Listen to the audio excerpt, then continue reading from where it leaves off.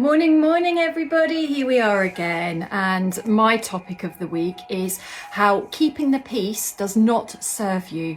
Keeping the peace does not protect you, and keeping the peace stops people knowing what's really going on for you, and keeping the peace stops resolve from happening. Of course, there are times where keeping the peace is safe and safer for us. So please use that with good discernment in your situations. Sometimes speaking out can land us in situations if we're in maybe traumatic relationships, domestic abuse, things like that. That is a separate side issue.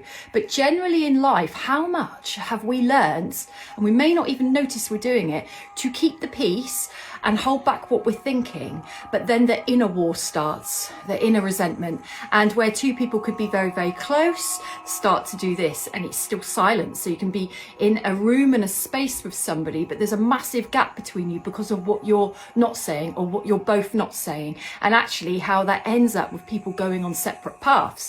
So keeping the peace is not your best friend, because if you want to be able to work through things with people, we have to be able to be vulnerable and be responsible for how we're delivering something. We might deliver something in quite a strong way that could be offensive. So it is our responsibility how we speak our truth.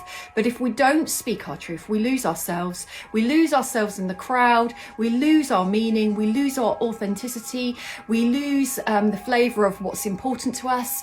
We start denying ourselves having our needs. We start invalidating ourselves and supporting maybe an issue around thinking that we're not important. We're actually indulging that by keeping our peace. We learn to keep our peace for many reasons. There can be fear. The most common one is fear of conflict and fear of consequence. But in mature communication, there doesn't need to be a consequence or conflict. Even if two people communicate, usually when it comes from the heart, it's going to be heard the best.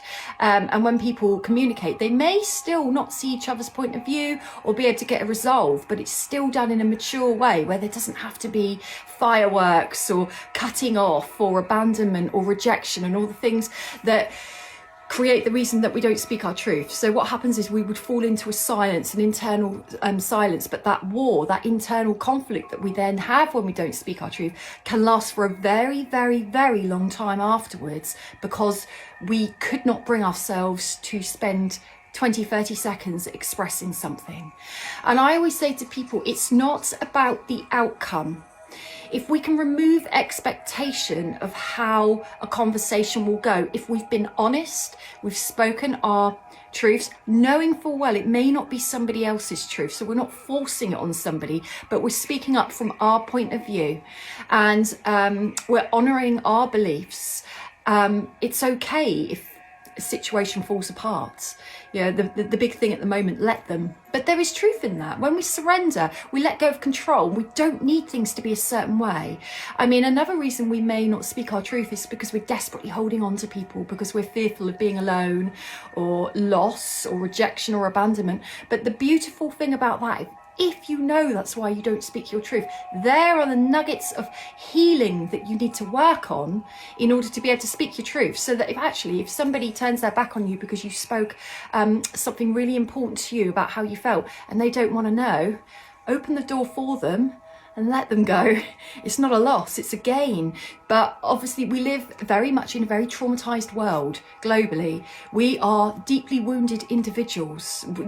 It's why we're in such a mess globally, because we're so wounded. So if we all take our accountability of our stuff and do everything we can to serve ourselves, to heal ourselves, to meet our needs, and to find that courage through doing that, to be able to speak our truth, whether we walk alone or in a tribe matters not. We're still going to be okay. But what it means is that we're no longer tolerating certain things that are really bad for us, or allowing ourselves to be in situations where we're not being heard, validated, appreciated, and also denying others the ability to know our truth. We have to be careful with assuming that people know what we're feeling. If we don't express it, we cannot assume that they know. So actually, we're not always honouring others if we don't speak our truth, because they're missing things that would be important for them to know about us, that maybe they could work with. They might be very willing, they might not. So like I said, it's not about putting yourself in compromising, dangerous situations where it's dangerous for you to speak your truth in the situation you're in. That's something aside from. This is just like a life skill, a life lesson for all of us.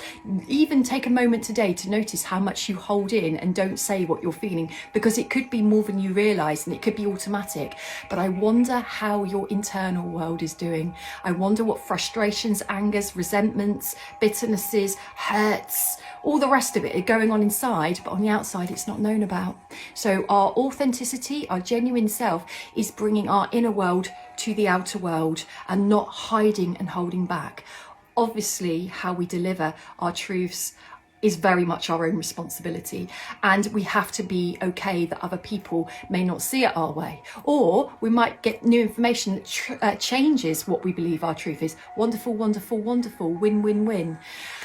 But it takes courage. So I hope you find the ability to speak your truth, to unblock your throat chakras, to unblock your heart chakras, so that you can then put in healthy boundaries. That is the reward of speaking your truth. You will then know how to put in healthy boundaries to protect yourself. Have a wonderful weekend, everybody.